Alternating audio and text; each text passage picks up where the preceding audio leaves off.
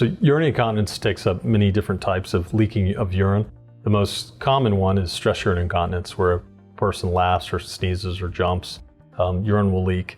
There's also mixed incontinence and urge incontinence. Urge incontinence would be the person who knows where every bathroom is and every place they've ever been, because they get the sense they need to urinate. And before they can get to the bathroom, the bladder starts to empty, so they leak urine that way. Mixed incontinence is a combination of both stress, leaking when you cough or sneeze, and an urge when you get the feeling you need to go and you can't stop the urine from coming. Urinary incontinence is very common in the world, in the United States. I take care of patients and treat them every day. I ask every patient during their wellness visits if they have any leaking. It's one of those things that no one's going to ask you, and often people won't volunteer. So I do try to make sure everybody is asked, and if they have a problem, we discuss what's the next step so we can treat them. The main way you diagnose incontinence is first with history. So the patient reports they're having leaking, and then you try to define it further based on what their symptoms are. Is it when they're coughing and sneezing or leaking, or is it they try to get to the bathroom, they can't make it? That's the initial history that you elicit. And then to further define that, there's a bladder test that we perform where we fill the bladder with fluid, sterile fluid, and then try to determine what's causing the problem, having someone demonstrate the issue and verifying is it stress or urge or mixed incontinence.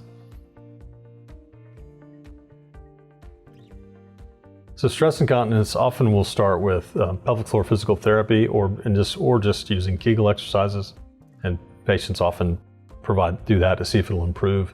From there, if it's not improved in that manner, then there's quite a range of things you can do. There is a bulking agent that people get, like a collagen injection in the lips, that you can do that around the urethra to help with leaking. There's also mid-urethral sling, where you have a pretty simple outpatient 10-minute surgery that gives support suture material to the mid-urethral area to help with leaking. Urge incontinence we can treat by diet elimination or modification for those things that can irritate the bladder, common things like acetic acids and caffeine, chocolate, alcohol. That's a first attempt. There's also pharmacotherapy, where we have different medications that you can use. They do have side effects, but that's a second option. And then some people will opt for a nerve stimulator procedure that can help reduce those signals the bladder gets to empty.